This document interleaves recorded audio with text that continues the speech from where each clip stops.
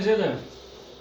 Alors, dans le contexte de l'utilisation des matières organiques et inorganiques, et particulièrement dans le cadre de la gestion des ordures ménagères, ici on va traiter le processus de compostage.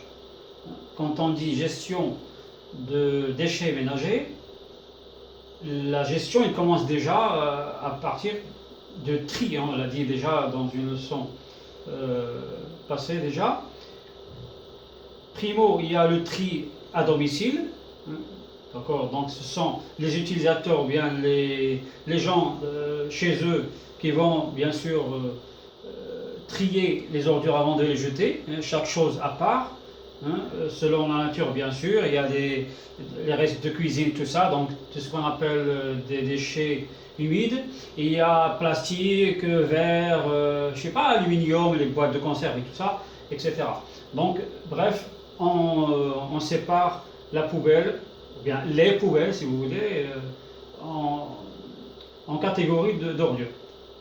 Il y a bien sûr le tri industriel.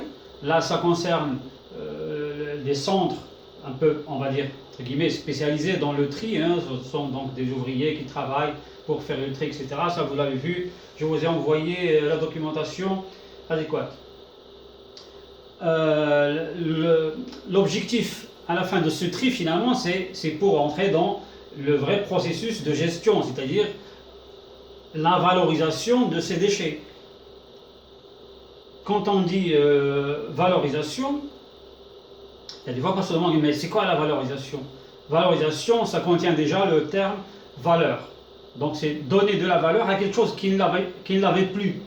Quand on jette quelque chose, par exemple, je jette cette baguette, ça veut dire quoi? Ça veut dire que pour moi, il n'a plus de valeur. Je l'ai jeté, je l'ai abandonné dans la nature, dans la poubelle, peu importe. L'essentiel que la valeur de cette baguette pour moi est égale 0, je la jette.